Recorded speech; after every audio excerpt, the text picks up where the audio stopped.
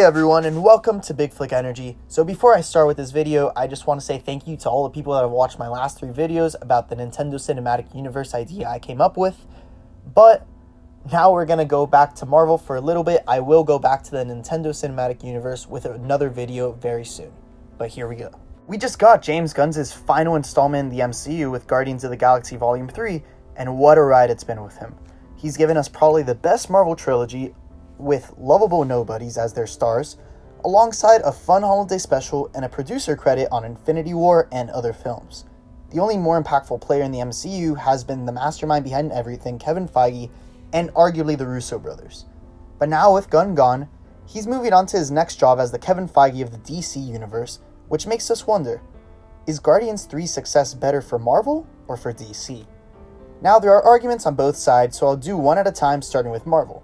Obviously, Marvel has had a very bad recent slate of films that have felt like a severe dip in quality, and while some say it's superhero fatigue, I don't think that's the case, and instead think us fans have been spoiled where now we expect every film to be on par with Infinity War and Endgame, or else it's a flop. And Marvel has had some recent projects that have been bad, but it is true that we also hold them to a higher standard now despite them releasing worse quality projects, where it truly seems as if they emphasize quantity over quality way too much. It led Ant-Man and the Wasp: Quantumania, a film marketed as the introduction to the next Thanos-level threat, to flop at the box office, and that flop even carried over to the Guardians of the Galaxy 3 film for the first weekend at least. You see, the film underperformed on opening weekend, but drastically overperformed its second weekend, which most likely means people waited to hear if it was good before watching it themselves. Something that Marvel hadn't dealt with in a while, where films like Captain Marvel would hit $1 billion at the box office simply because it's Marvel. But with a downgrade in quality, people are now waiting to see if Marvel movies are good before buying tickets for potential flops. But the way that Guardians 3 was so successful critically and to fans could be a return to that trust fans have for Marvel projects. Now we'll have to wait and see if this is the case when the next Marvel film comes out in the Marvels, but that film's success could also be impacted by the success of the TV show Secret Invasion, which looks to be one of the better Marvel Disney Plus shows. If both projects succeed, it could call for a newfound trust for fans where they start going to these films again without worry. The problem is, this was very much a James Gunn film, and he's gone now. The movie wasn't good because Marvel listened to fans. The movie was good because it was James Gunn that made it. I very much fear that if the Marvel's film is not good and looks cheap like most Phase 4 projects and Quantumania, any trust regained because of Guardians of the Galaxy 3 will go down the hole. So yes, I believe this film will be good in helping Marvel, but only in the short term for financial success with the Marvels.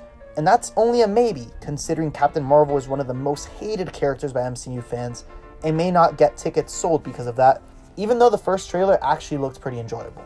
Now on the other side of the spectrum, we have DC, which now has James Gunn's complete attention as he's fully casted and written his animated series Creature Commandos, and is currently casting and writing Superman Legacy, which a lot of rumors are saying Superman will be David Cornsweet, so I would love for my prediction from my earlier video to come true.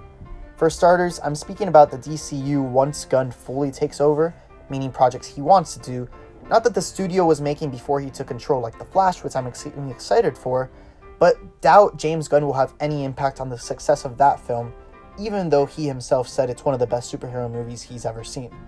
Now, I don't necessarily think Guardians 3's success will get more fans in the seats because while James Gunn is a well-known name to true fans, more casual fans just know of the characters on the screen and not the creators behind them. And in all honesty, most fans that know James Gunn's work were already excited to see him take on the DCU. So honestly, I don't necessarily think the success of Guardians 3 helped his DCU, but I instead believe if Guardians 3 had failed, some would have lost trust in James Gunn and his plans for DC. I mean, one of the best recent DC films was The Suicide Squad by James Gunn, which was loved by critics and fans, but didn't do well at the box office because I don't think James Gunn's name is stronger than what Suicide Squad became to fans after the first film by David Ayer. I don't necessarily think that would have changed the box office of Superman Legacy, which is a big enough character to carry his own weight, but it could have led to Creature Commandos losing viewership alongside other future projects as well. So while I don't really think its success will have long-term benefits for either, I see it having short-term benefits for the MCU, and it not failing saved it from long-term issues for the DCU. Since DC is impacted for the long term, I believe Guardian 3's success had a bigger impact on DC's future over Marvel's, but I guess we'll just have to wait and see. So thank you so much for watching this video. Let me know down in the comment section if you agree, if it's more impactful for DC, or if you think Marvel will actually benefit from this more. Please like, comment, and subscribe, and see you next time on Big Flick Energy.